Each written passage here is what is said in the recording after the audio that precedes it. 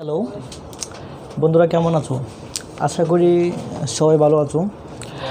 আজকে আমরা দেখব ডিগ্রি নিয়ে।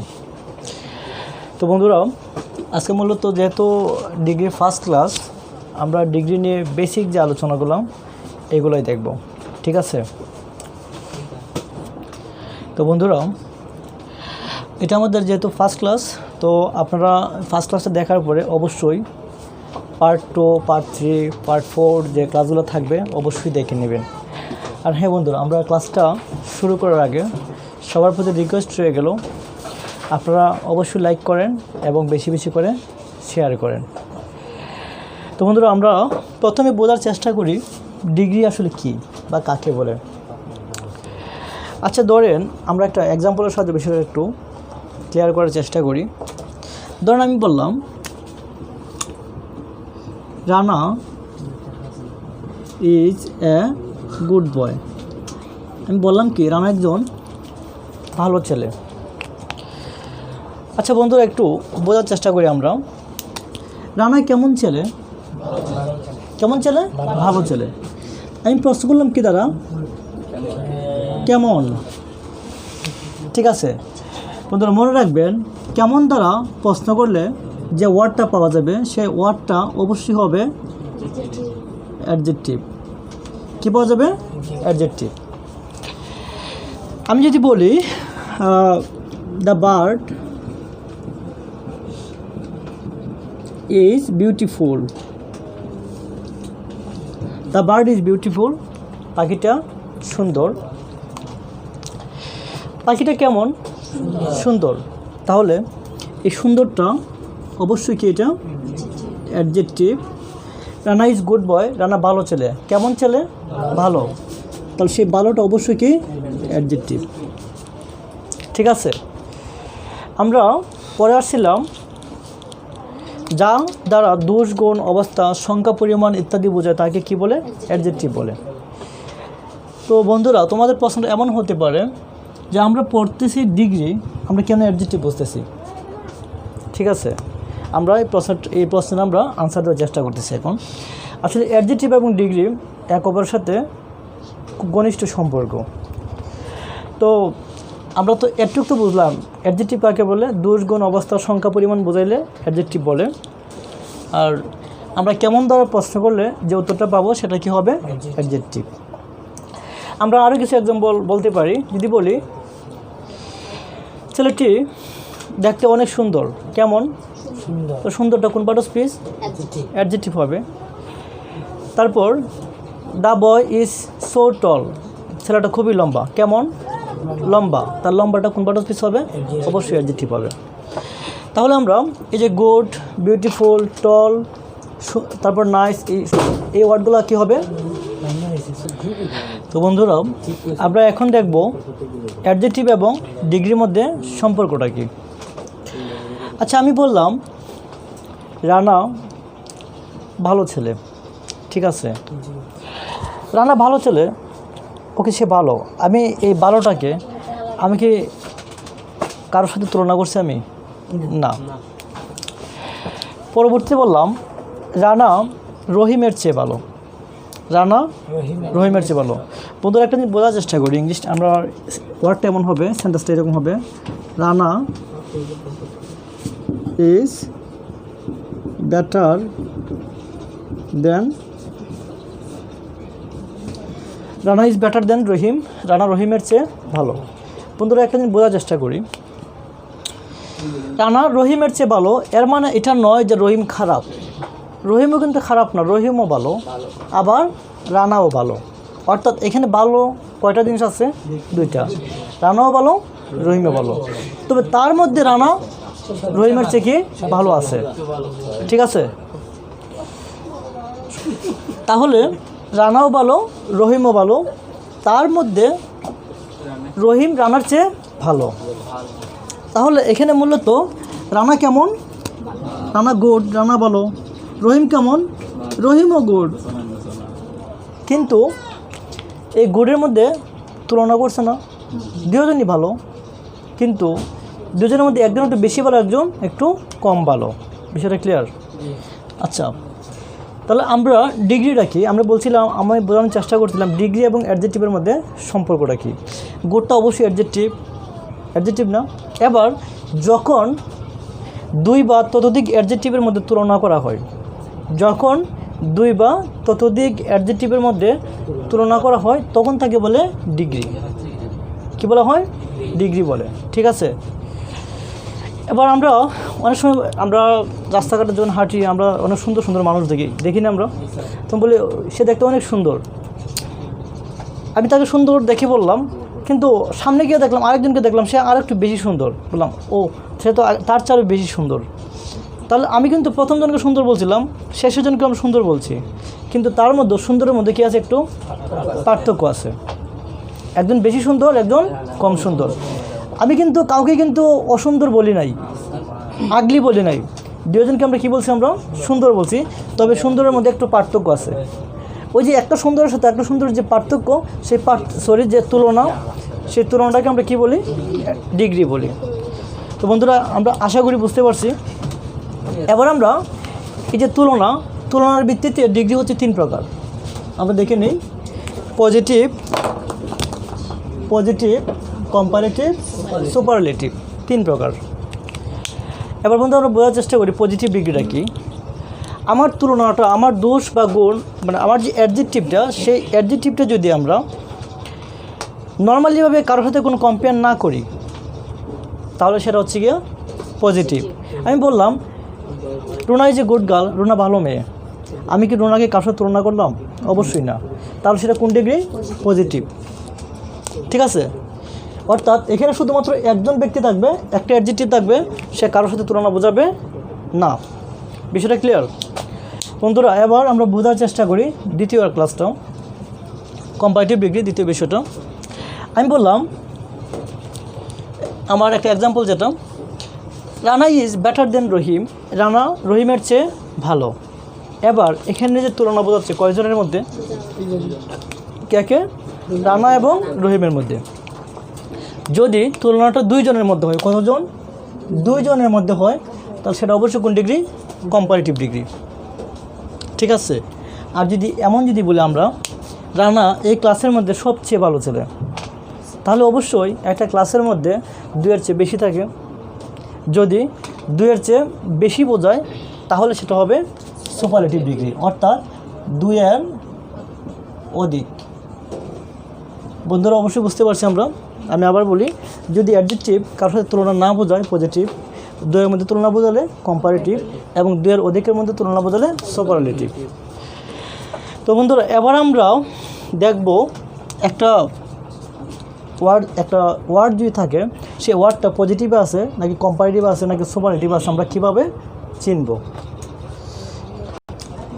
তো বন্ধুরা, আমরা ওয়ার্ডগুলোর দিকে কীভাবে কোনটা পজিটিভ, কোনটা সুপারলেটিভ, কোনটা কম্পারেটিভ ডিগ্রি হবে, আমরা কীভাবে চিনব। তো নর্মালি আমরা যে ওয়ার্ডগুলো লিখি সবগুলো হচ্ছে পজিটিভ। ধরেন আমি একটা ওয়ার্ড দেখলাম টল। আমি বললাম রহিম ইজ এ টল বয়, রহিম একজন লম্বা বালক। এবার রহিম কেমন বালক?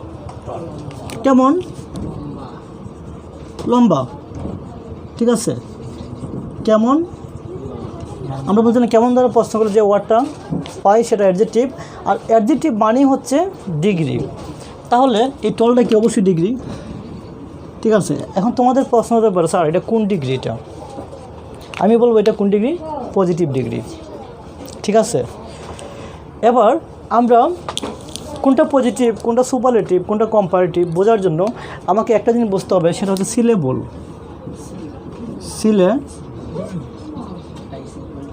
সিলেবল। এবার বুঝি আমরা সিলেবল বিষয়টা কি। আমরা যখন কোনো কিছু উচ্চারণ করি, তখন আমরা একসাথে আমরা যতটুকু পরিমাণ উচ্চারণ করতে পারি তাকে বলা হয় এক সিলেবল।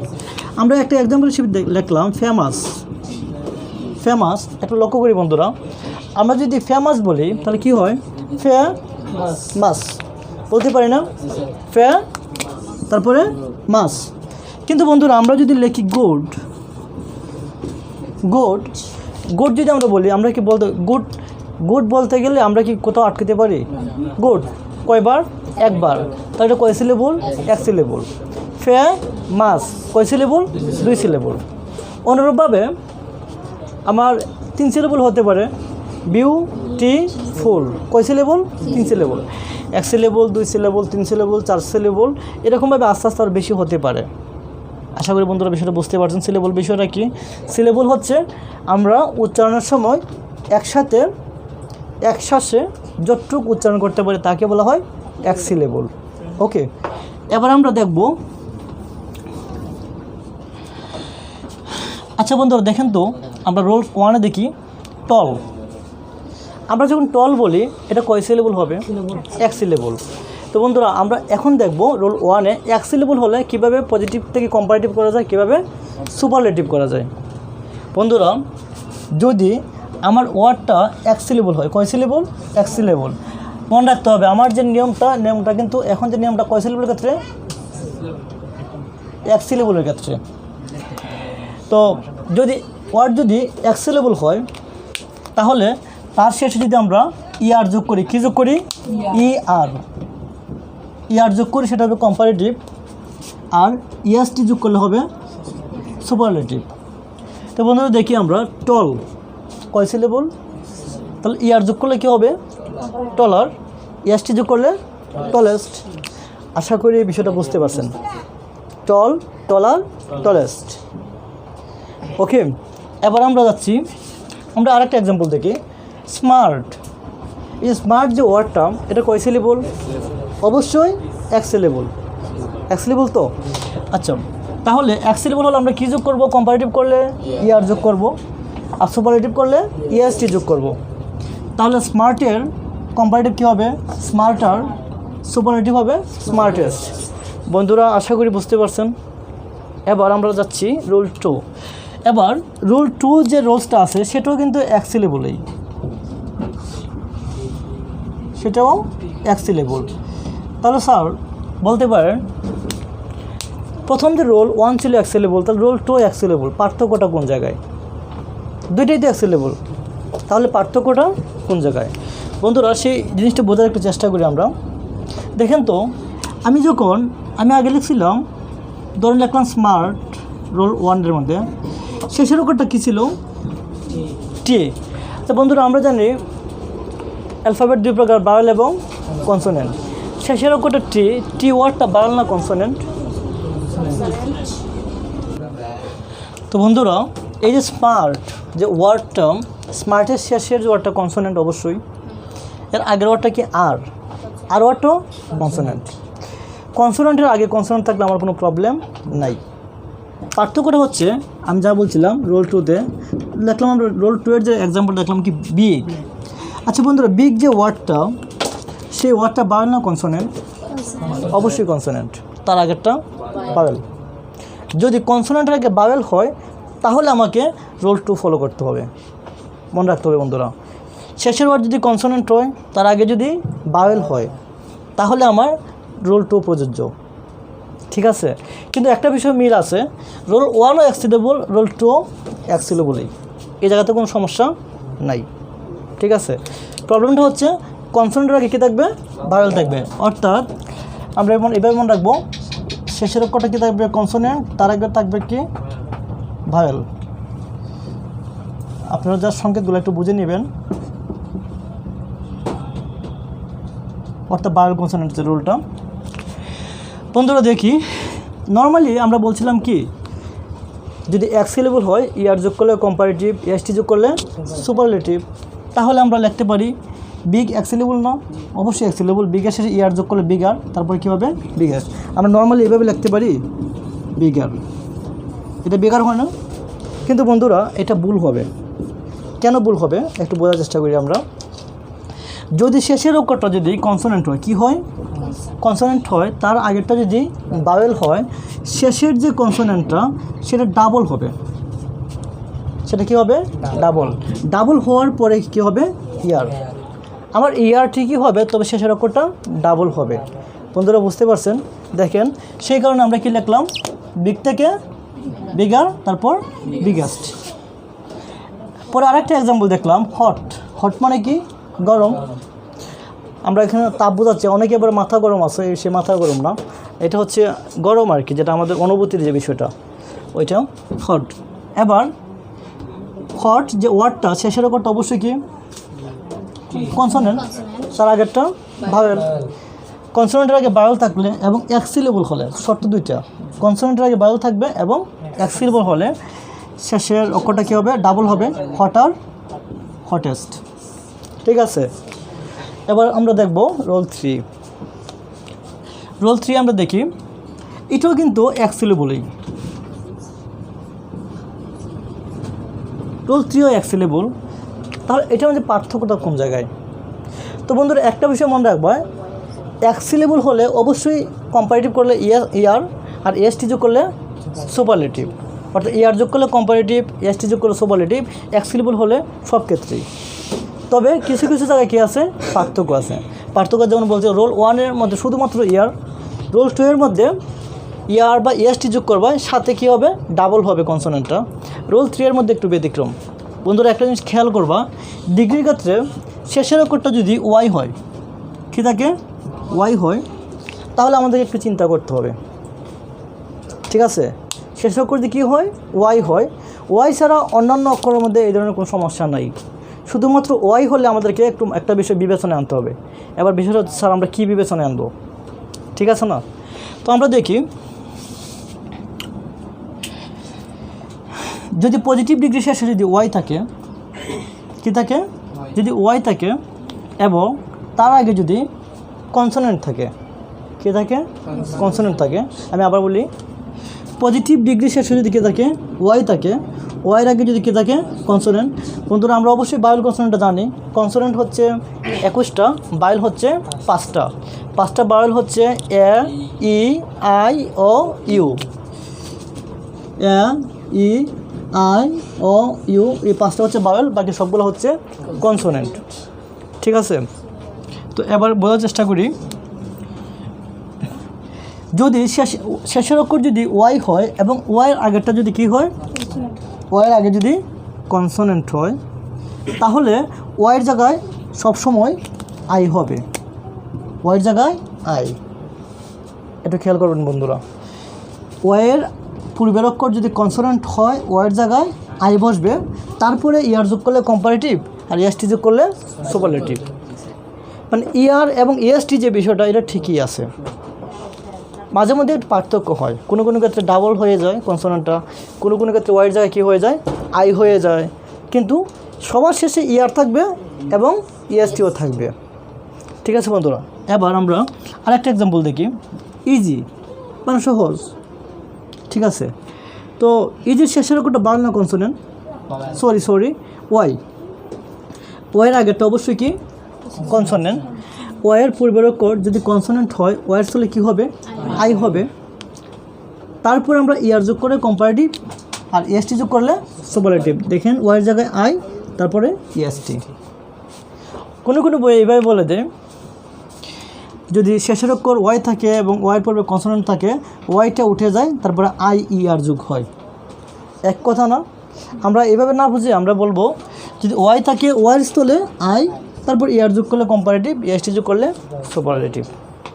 ঠিক আছে বন্ধুরা, তো আমরা কয়টা রুল দেখলাম, রুল 3। এবার দেখবো আমরা রুল 4।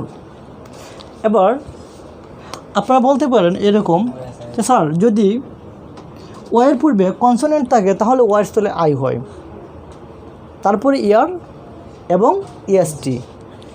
যদি ওয়াইয়ের পূর্বে যদি ভাওয়েল থাকে তাহলে আমরা কীভাবে করব, এরকম একটা প্রশ্ন আসতে পারে না? আচ্ছা, আমরা এবার দেখি ওয়াইয়ের পূর্বে যদি ভাওয়েল থাকে তাহলে কীভাবে করা যায়। একটা ওয়ার্ড গ্যার শেষের অক্ষরটা অবশ্যই ওয়াই। তো বন্ধুরা এই যে ওয়াইয়ের পূর্বের অক্ষরটা কি অবশ্যই। এবার আমরা তো শেষের অক্ষরটা ওয়াই, তার আগের অক্ষরটা অবশ্যই এটাই বাউল না কনসোনেন্ট, বাউল। তো বন্ধুরা মনে রাখবো, যদি ওয়ের পূর্বে যদি ভাওয়েল থাকে তাহলে কিন্তু ওয়ের স্থলে আমরা আই বসাবো না। আমি আবার বলি, ওয়ের আগে যদি কনসোনেন্ট থাকে তাহলে আমরা ওয়ের পূর্বে ওয়ের জায়গায় আই বসাই, কিন্তু ওয়ের পূর্বে যদি ভাওয়েল থাকে তাহলে আমরা কখনো ওয়ের জায়গায় আই বসাবো না। তাহলে আমরা গ্যার জায়গায় কি আমরা ওয়ের জায়গায় কি আই বসাবো? অবশ্যই আমরা আই বসাবো না, ওয়ের জায়গায় ওয়াই থাকবে। ইয়ার যোগ করলে কম্পারেটিভ, এসটি যোগ করলে সুপারলেটিভ। তো বন্ধুরা আমরা রোল 4 পর্যন্ত যেগুলো দেখে আসছি, রোল 1 থেকে রোল 4 পর্যন্ত সবগুলোই কিন্তু এক্সি লেভেল, সবগুলো কিন্তু এক্সি লেভেল। এবং আমার একটা বিষয় সবসময় মনে রাখতে হবে, এক্সি লেভেল হলে ইয়ার যোগ করলে কম্পারেটিভ, ইএসটি যোগ করলে সুপারলেটিভ। তবে ইয়ার এবং ইএসটি যোগ করার আগে কিছু কিছু জায়গায় পার্থক্য হয়। আমরা একটু সেই পার্থক্যগুলো আবার একটু বলতেছি, আপনারা একটু ফলো করেন। রোল 1 যেগুলো ছিল এক্সি লেভেল হলে নর্মালি ইয়ার যোগ করলে কম্পারেটিভ, ইএসটি যোগ করলে সুপারলেটিভ। রোল 2তে দেখলাম, যদি শেষের অক্ষর যদি কনসোনেন্ট হয়, কনসোনেন্টের পূর্বে ভাওয়েল হলে শেষের কনসোনেন্ট ডাবল হবে, তারপরে ইয়ার বা এসটি। রোল 3তে দেখলাম আমরা, শেষের অক্ষর যদি ওয়াই হয়, ওয়াইয়ের পূর্বে কনসোনেন্ট থাকে তাহলে ওয়াইয়ের স্থলে আই, তারপর ইয়ার যোগ করলে কম্পারেটিভ, এসটি যোগ করলে সুপারলেটিভ। রোল 4এ দেখলাম আমরা, ওয়াইয়ের পূর্বে যদি ভাওয়েল থাকে তাহলে আমার ওয়াইয়ের স্থলে আই বসাবো না, শুধুমাত্র ইয়ার যোগ করলে কম্পারেটিভ, এসটি যোগ করলে সুপারলেটিভ। আশা করি বন্ধুরা একটু পর্যন্ত বুঝতে পারছেন। বন্ধুরা এবার আমরা দেখব এক্সি লেভেলের চেয়ে যদি বেশি হয় তাহলে আমরা কিভাবে পজিটিভ থেকে কম্পারেটিভ করব এবং সুপারলেটিভ করব। তো আমরা রোল 6-এ আসি, সরি বন্ধুরা রোল 5-এ আসি। আমরা রোল 5-এর যে এক্সাম্পলটা সেটা হচ্ছে ফেমাস। বন্ধুরা খেয়াল করি, ফেমাস যখন আমরা বলি তখন তার প্রনাউন্সিয়েশনটা কেমন হয়? Famous, famous. তাহলে এই ফেমাস কয় সিলেবল? অবশ্যই 2 সিলেবল, 1 সিলেবল যে বেশি। তো বন্ধুরা আমার এখন যে রোলটা দেখব সেটা শুধু 2 সিলেবল না, 2 সিলেবল হচ্ছে বেশি, 2 সিলেবল, 3 সিলেবল, 4 সিলেবল, ঢটর। অর্থাৎ 1 সিলেবল যে বেশি হলে এই নিয়মটা প্রযোজ্য হবে। ঠিক আছে? কত syllable? 1 syllable, 2 syllable, 3 syllable, 4 syllable, ঢটর। অর্থাৎ 1 সিলেবল যে বেশি হলে আমরা রোল 5 প্রযোজ্য। এবার আমরা দেখি রোল 5টা কি। বন্ধুরা যদি 1 সিলেবলের চেয়ে বেশি কোনো ওয়ার্ড হয়, পজিটিভ ডিগ্রি হয়, তাহলে তার শেষে আমরা মুড যোগ করলে কম্পারেটিভ, মোস্ট যোগ করলে সুপারলেটিভ। তাহলে আমার ওয়ার্ডটা হচ্ছে কি ফেমাস, তার কম্পারেটিভ কি? More famous, superlative most famous. বন্ধুরা আশা করি বুঝতে পারছেন। আরেকটা বিষয় দেখি আমরা, বিউটিফুল। বন্ধুরা বিউটিফুল কয় সিলেবল? Beautiful, 3 syllable. তো বন্ধুরা 3 সিলেবল হলে কি বললাম? 2 সিলেবল, 3 সিলেবল, 4 সিলেবল, তার যত সিলেবলই হোক না কেন 1 সিলেবল যে বেশি হলে মোর যোগ করলে কম্পারেটিভ, মোস্ট যোগ করলে সুপারলেটিভ। তাহলে কি হবে? More beautiful, most beautiful. এবার বন্ধুরা আমরা দেখব সর্বশেষ রোল 6। এটা আসলে মূলত একটা এক্সেপশন, একটা রোল। এক্সেপশন মানে ব্যতিক্রম। রোলটা হচ্ছে গিয়া অনেক এক্সেপশন একটা রোল। আমরা রোল 1-এ দেখে আসছিলাম না, 1 সিলেবল হলে ইয়ার যোগ করলে কম্পারেটিভ, এসটি যোগ করলে সুপারলেটিভ। তাহলে বন্ধুরা এটা গুড কয় সিলেবল? 1 সিলেবল। তাহলে আমার রোলস অনুসারে গুড যদি 1 সিলেবল হয় তাহলে গুডের কম্পারেটিভ কী হবে? গুড আর হবে না, সুপারলেটিভ হবে গুডেস্ট। কিন্তু কিছু কিছু ওয়ার্ড আছে যেগুলো আমাদের রোলের ব্যতিক্রম, এগুলো আমাদেরকে অবশ্যই মুখস্থ রাখতে হবে। তো তোমাদের যারা ইন্টারমিডিয়েট স্টুডেন্ট আছেন বা 9, 10 স্টুডেন্ট, তারা অবশ্যই ক্লাস 6, 7-এর যে গ্রামার যে কোনো একটা গ্রামার বই থেকে রোলটা দেখে নেবেন। তো আপনাদের বইয়ের মধ্যে অবশ্যই বেশি না 15-20টা এক্সেপশন ওয়ার্ড আছে, এই ওয়ার্ডগুলো মুখস্থ করতে হবে। যারা জব প্রিপারেশন নিচ্ছেন তাদের জন্য দেখবেন আপনাদের বইয়ের মধ্যে যে কোনো বই, এটা কম্পিটিটিভ এক্সাম হোক বা মাস্টার হোক বা অন্যান্য যে কোনো বই হোক, সবগুলো বইয়ের মধ্যে 15-20টা ওয়ার্ড দেওয়া আছে যেগুলো এক্সেপশন, এগুলো আপনাদেরকে মুখস্থ রাখতে হবে। আমরা 2টা এক্সাম্পল লিখলাম, একটা হচ্ছে গুড, বেটার, বেস্ট। এখানে কিন্তু কোনো রোলস নাই। আর একটা ওয়ার্ড লিখলাম ব্যাড, ব্যাডের কম্পারেটিভ অর্স, তারপর হচ্ছে গিয়া ওর্স্ট। আচ্ছা, অর্থকে বোঝার চেষ্টা করি। ব্যাড অর্থ খারাপ, ওর্স অর্থ অধিকতর খারাপ, ওর্স্ট সবচেয়ে বেশি খারাপ। ঠিক আছে, আমি আবার বলি, ব্যাড অর্থ খারাপ, ওর্স অধিকতর খারাপ, ওর্স্ট সবচেয়ে বেশি খারাপ বা অতি কিন্তু খারাপ, এটাকে বলা হয় অতি কিন্তু খারাপ। তো বন্ধুরা, আশা করি আপনারা বুঝতে পারছেন কীভাবে একটা ওয়ার্ডকে পজিটিভ থেকে কম্পারেটিভ করা যায়, তারপর কীভাবে সুপারলেটিভ করা যায়। তো বন্ধুরা, আমি সবার শেষে আমি আবার আপনাদের সুবিধার জন্য দু একটা এক্সাম্পল দেখতেছি। আবার আমি সবসময় মনে রাখবেন, আমরা কোনো ওয়ার্ডের শেষে যদি ইয়ার থাকে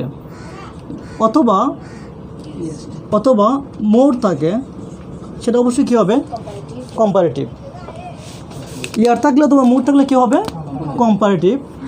কোনো ওয়ার্ডের শেষে যদি ইএসটি থাকে অথবা মোস্ট থাকে, সেটা অবশ্যই হবে সুপারলেটিভ। তাহলে এটা হচ্ছে গিয়ে কম্পারেটিভ, আর এটা হচ্ছে গিয়ে সুপারলেটিভ। বন্ধুরা, কোনো ওয়ার্ডের সাথে যদি ইয়ারও নাই, ইএসটিও নাই, মোরও নাই, মোস্টও নাই, তাহলে সেটা কী হবে? পজিটিভ। তাহলে আমরা এক পলকে দেখে নিই। আমরা একটা ওয়ার্ড লিখলাম, হাই। হাই, এটা কোন ডিগ্রি? পজিটিভ, কম্পারেটিভ নাকি সুপারলেটিভ? অবশ্যই সেটা পজিটিভ। আমি যদি লিখি হায়ার লিখি, অবশ্যই এটা কম্পারেটিভ। আর যদি হাইয়েস্ট লিখি, সুপারলেটিভ। আমি যদি লিখি মোর ওয়ান্ডারফুল, অবশ্যই কম্পারেটিভ। মোস্ট ওয়ান্ডারফুল সুপারলেটিভ, শুধুমাত্র ওয়ান্ডারফুল পজিটিভ। তো বন্ধুরা, আশা করি আপনারা আমার ক্লাসটা বুঝতে পারছেন। তো ক্লাসটা শেষ করার আগে সবার প্রতি আবার রিকোয়েস্ট হয়ে গেল, আপনারা যারা ক্লাসটা যদি আপনাদের ভালো লেগে থাকে, অবশ্যই আপনারা বেশি করে লাইক করেন এবং বেশি করে শেয়ার করেন। তো বন্ধুরা, সবাই ভালো থাকবেন। আর পরবর্তী এটা পার্ট 1, তারপর পার্ট 2 দেখার জন্য সবাইকে আমন্ত্রণ জানিয়ে আজকে আমাদের ক্লাসটা শেষ করলাম। সবাই ভালো থাকবেন।